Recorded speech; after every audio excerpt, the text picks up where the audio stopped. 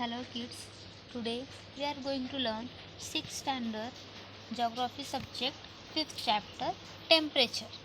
So as you can see the image A and B. So take a torchlight and keep it stable at one place.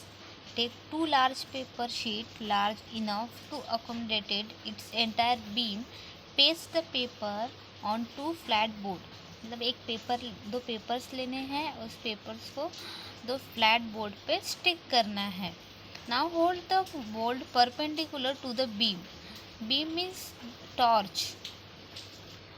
Now draw a outline of a area lit up by the beam. Name the paper A. मतलब perpendicular torch को लीट करना मतलब जलाना है. सो torch का light जो उस paper पे पड़ेगा तो उसे आउटर लाइन ड्रॉ करना, जैसे कि शैडो जो फॉर्म होगा वो. तो लाइट जब फॉर्म हो, लाइट जैसे टॉर्च ऑन करेंगे तो उस पेपर पे आउटलाइन ड्रॉ करना है. So name the paper A. Now use the other paper. Hold it such a way that make an angle 120 degree with the beam. Figure 5.1b. Draw the outline of the area occupied by the beam. Name the paper B.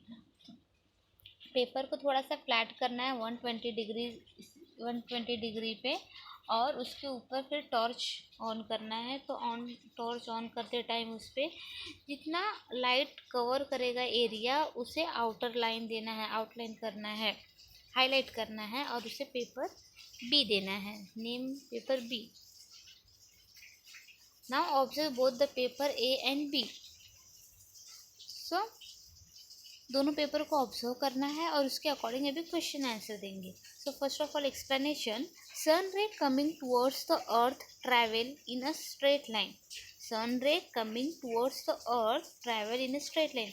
जो sunlight है, sun raise है, वो अर्थ पे straight line में आते हैं. However as the earth is spherical in a shape, these are not perpendicular to all part of the earth surface. In some parts they are perpendicular, where in the other part they are slanting. Let us see what effect has on the earth. So sun ray are directly fall on the earth, और sun ray are travel in a straight line on the earth. मतलब अर्थ की तरफ आते time sunlight क्या होता है, सन रे क्या रहेगा, स्ट्रेट लाइन में होगा. और अर्थ इज स्फेरिकल, अर्थ हमारा कैसा है, स्फेरिकल है. So it not possible sun ray are even all over the earth surface. ये पॉसिबल नहीं है कि सन रे पूरे ऑल ओवर अर्थ पे इवन हो, मतलब बराबर हो, सनलाइट बराबर पड़े अर्थ पे. ऐसा पॉसिबल नहीं है. क्यों नहीं है? क्योंकि हमारा अर्थ स्फेरिकल है, इसलिए. तो कहीं पे सन रेज स्ट्रेट फॉलो होगा या स्ट्रेट लाइट ट्रैवल करेगा, कहीं पे थोड़ा सा स्लैंटिंग मतलब टिल्टेड पोजीशन पे होगा. सो उसके इफेक्ट्स पड़ते, उसके अलग अलग इफेक्ट्स हैं. So now the perpendicular ray occupy less area. अगर परपेंडिकुलर रे है, परपेंडिकुलर रे मीन्स व्हाट, ए वाला डायग्राम देखो. अगर सपोज करो यहाँ पे सन है और अर्थ है, दोनों स्ट्रेट लाइन में है. परपेंडिकुलर मतलब ए डायग्राम को ऑब्जर्व करो कि सनलाइट या फिर जो टॉर्च है वो टॉर्च डायरेक्टली उस पेपर पे पड़ रहा है स्ट्रेट लाइन में, तो दैट इज़ अ परपेंडिकुलर. तो the perpendicular ray occupy less area, मतलब वो कम एरिया ऑक्यूपाई कर रहा है. And the part where the ray occupy lesser area receive bright sunshine and greater heat. जहाँ पे एरिया कम होगा तो वहाँ पे हीट बहुत ज़्यादा होगा. अगर जो सनलाइट है वो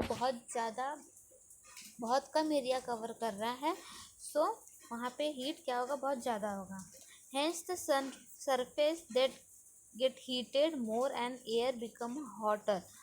सो that surface are get heated more and their surface और एयर बिकम हॉटर. वहाँ का एयर भी कैसा होगा, हॉट होगा. Temperature increase, air pressure decrease, air become hotter. Now the slant ray occupy a area larger area. Slant ray means what? थोड़ा सा जो टिल्टेड पोजीशन पे होगा। सो टिल्टेड पोजीशन पे अगर सनलाइट गिर रहा है या सनलाइट फॉल ऑन हो रहा है, सो वो लार्ज एरिया कवर करेगा। When the sunlight are fall on tilted position और slant, so it cover a large area, the sunlight appear a less bright and there is a less heat, मतलब कम bright होगा और कम heat होगा। so hence the surface there get less heated and air too less hot, वहाँ पे air भी कैसा होगा, कम hot होगा। so as you can see the image, sunlight, so sunlight directly perpendicular on the equator, जो sunlight है directly perpendicular on equator, ये portion जो है ए portion is a equator. So equator पे सनलाइट क्या हो रहा है, डायरेक्टली फॉल ऑन हो रहा है, मतलब स्ट्रेट उसके ऊपर जा रहा है, तो ये क्या है, इक्वेटर है। So sunlight are perpendicular on equator denoted by A. Maths में देखा होगा परपेंडिकुलर एंड पैरेलल। सो ये क्या है, परपेंडिकुलर है, और पैरेलल मीन्स इंटरसेक्शन नहीं होता है। टू पैरेलल लाइन मीन्स वहाँ पे इंटरसेक्शन नहीं होगा, दोनों लाइन इंटरसेक्ट नहीं होगा। इंटरसेक्ट मतलब ये इंटरसेक्ट हो रहा है, two lines are intersect to each other, but parallel line है, ये लाइन क्या है, पैरेलल लाइन्स है। Parallel line doesn't intersect to each other, और ये क्या है, परपेंडिकुलर लाइन है। सो sunlight are directly fall on the equator is a perpendicular slant ray, B and C is a slant ray, मतलब B पे थोड़ा सा कम सनलाइट जाएगा और C पे बहुत ही कम सनलाइट जाएगा, तो वहाँ का टेम्परेचर लेस होगा। B का भी टेम्परेचर थोड़ा सा लेस होगा as compare to A, and C region जो है वो बहुत ज़्यादा ही कम टेम्परेचर होगा वहाँ पे, और वहाँ पर एयर भी क्या होगा, टू कूल होगा, मतलब हॉट रीजन नहीं है वो, वहाँ पे भी टेम्परेचर क्या होगा, कम होगा। So C region also receive a less heat as compare to B.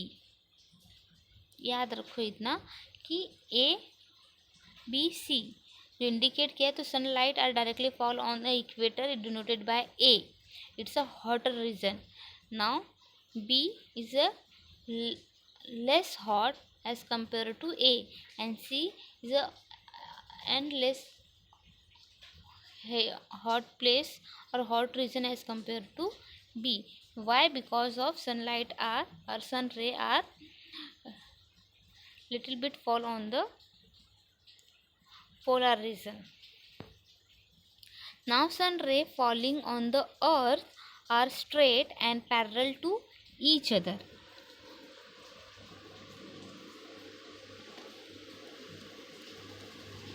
Sun ray falling on the earth are straight and parallel to each other. However, we have seen that due to the spherical shape of the earth and the resultant curvature of the surface, sun ray falling on the earth are straight and parallel to each other.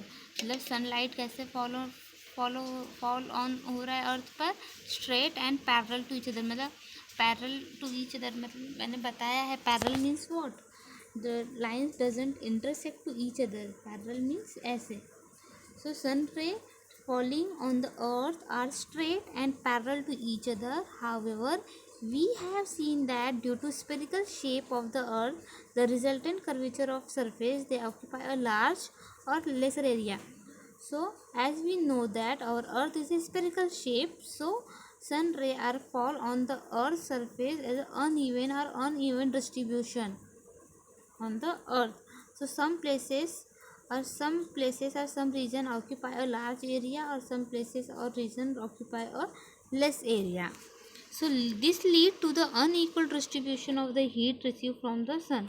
So इससे क्या indicate हो रहा है, unequal distribution. Unequal distribution means what, earth surface पे सभी जगह पर heat same नहीं है, is a uneven distribution on the earth surface. Sunlight और सन रे और हीट आर अनइवन डिस्ट्रीब्यूशन। अर्थ पर टेम्परेचर क्या होगा, अनइवन होगा, मतलब सेम नहीं होगा, कहीं पे भी सब जगह पे डिफरेंट डिफरेंट होगा. So this lead to the uneven distribution of the heat receive from the sun and resulting in decreasing temperature from the equator to the north and south pole. Based on the distribution of temperature, the earth can be divided into torrid, temperate and freeze zone or tropical, temperate and polar region. Try to understand this form figure 2.4 and 5.3. Means according to the uneven distribution of the sun ray on the earth, it divided in a torrid, temperate and fridge zone. मतलब uneven distribution की वजह से temperature अर्थ पर uneven temperature की वजह से 3 reason में divide हुआ है. Torrid means on the equator, temperate means in between the equator and polar region, and fridge means polar region. Fridge means polar region क्यों? क्योंकि वहाँ पर टेम्परेचर बहुत कम है इसलिए. सो remember this one. Because of uneven distribution of sunlight, it divided into a torrid, temperate and frid zone or tropical, temperate and polar region. So as you can see the diagram, torrid zone, temperate zone and frid zone. Equator means torrid zone. In between equator and Tropic of Cancer is a temperate zone, or in between equator and pole, temperate zone, and polar region is a frid zone. Now through the latitude is the main factor. There are other factors also which influence the distribution of temperature. However, they affect or limited to particular region. These are factors as follow: nearness to the sea, continentality, height above the mean sea level, and physical setup of the region are factors that lead to diversity in the climate of different region. So, what is the reason behind it? Diversity in the climate of a different region. क्या reason है diversity? Diversity means for different types of living things और different types of climates.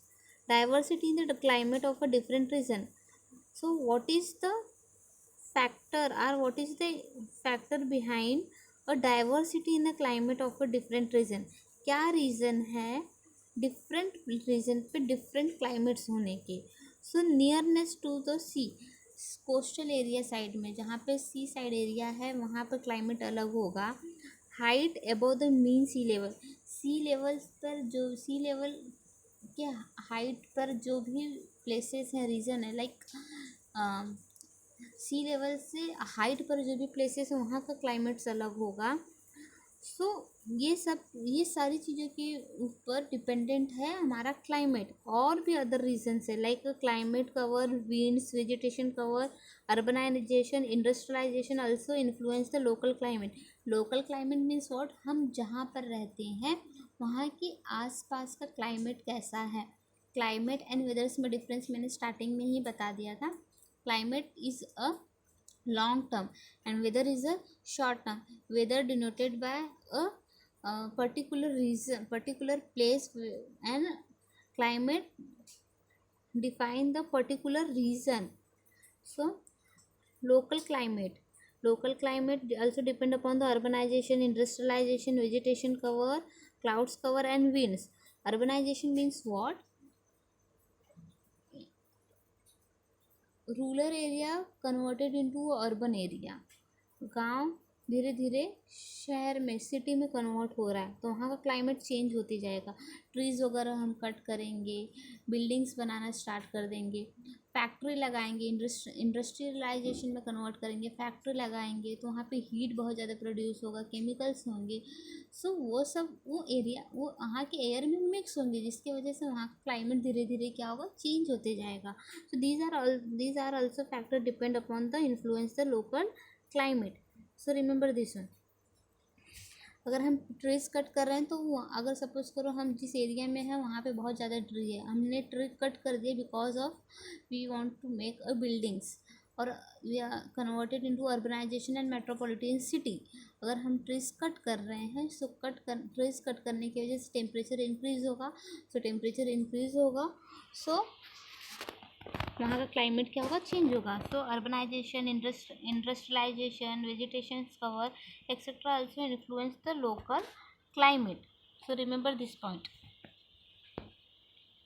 Now as you can see the image, one girl and boy, they are put the water in the presence of sunlight and in the house. So girl are put the water in the inside of the house and boy put the water the outside of the house in the presence of sunlight. So we have to check which one water is get heated faster and which one water is get cool down after sometimes cool down the faster. मतलब हमें ये check करना है कि कौन सा पानी बहुत जल्दी गर्म होगा और कौन सा पानी बहुत जल्दी कूल्ड होगा. So you must have realized that the land cooled down earlier than the water. The water kept outside in the sun is still little warm. You must have realized that land cooled down earlier than the water. So water के पहले जो land है वो बहुत जल्दी cooled हो जाता है. And water kept outside the sun is still little warm. और जो पानी बाहर रखा हुआ है वो थोड़ा बहुत हल्का गर्म रहेगा, बट जो लैंड है वो बहुत जल्दी ठंडा हो जाएगा. And due to this difference in the heating and cooling on the land and water, the air over the land get heated faster and also become a cooler rapidly. The air over the water also become a cooler rapidly. So अगर land बहुत जल्दी गर्म हो रहा है सो बहुत जल्दी land ठंडा भी होगा. And the air over the water get heated slowly. और as compare to water air get heated slowly. Air बहुत ही स्लोली गर्म होगा एंड बहुत स्लोली हीट रिलीज करेगा. So the air over the water get heated slowly and also lose the heat in the slower manner. In the coastal area as compared to the continental area, the temperature of air is lower during a day but warmer at night. So in the coastal area as compared to continental area, so coastal area में क्या होगा, temperature lower होगा दिन के time पे and रात के time पे क्या होगा, वार्मर. एंड अपोजिट क्या है, contrary to this, temperature of air in a continental area higher during a day and low at a night. और कॉन्टिनेंटल एरिया में टेम्परेचर हाई होगा डे के टाइम एंड लो होगा नाइट के time पे. सो ये याद रखना है. In the coastal area temperature is low at the day time and warmer at the night time. And in the continental area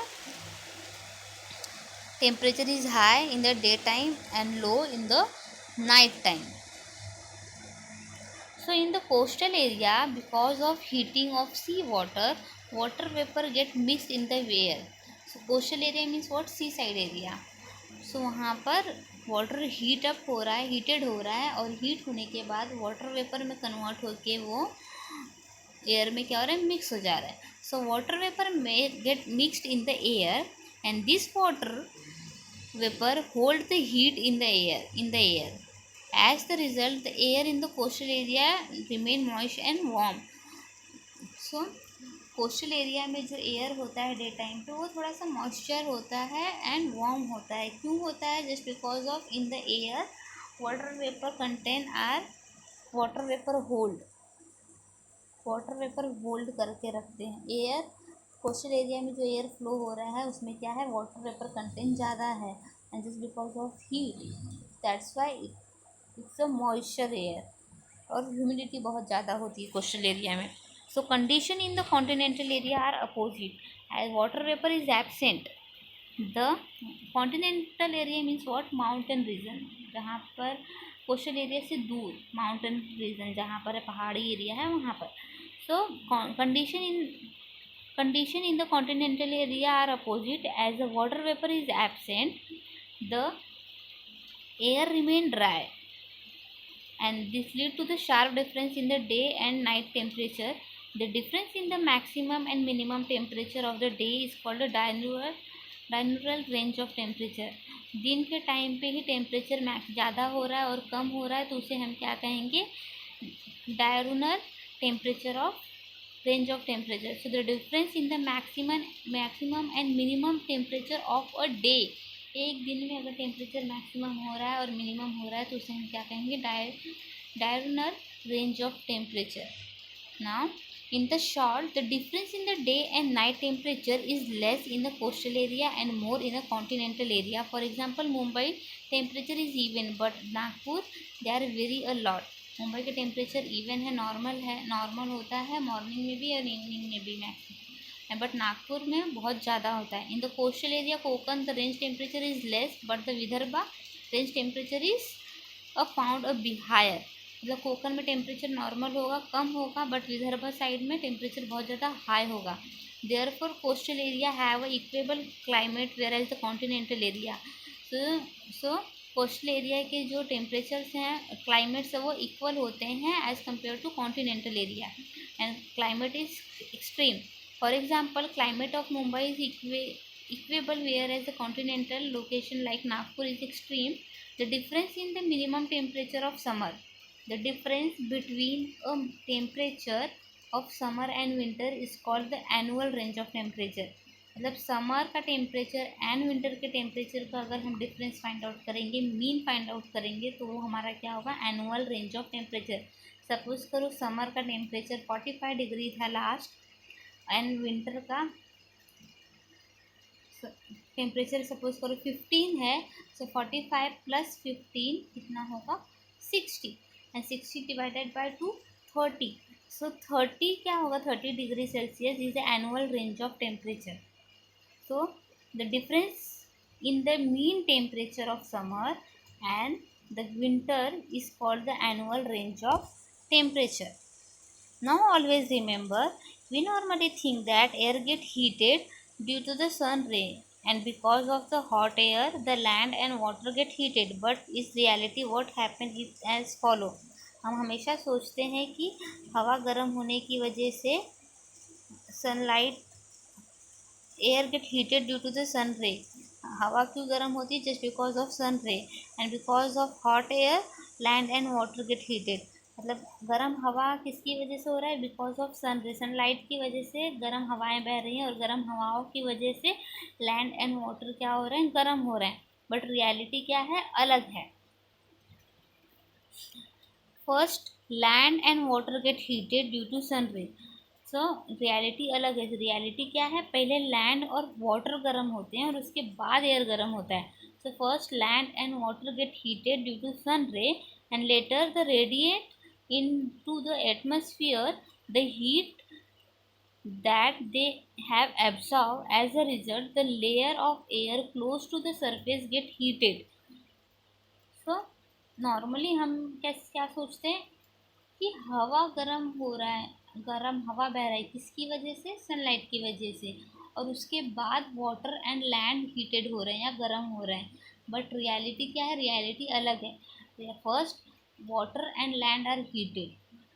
reality में क्या होता है, एक्चुअल में पहले लैंड और वाटर गर्म होते हैं, and after that they are radiate into the atmosphere. Radiation की वजह से एटमॉस्फेयर में एयर एब्जॉर्व करता है उस हीट को, और फिर उसके बाद हीट में एयर में हीट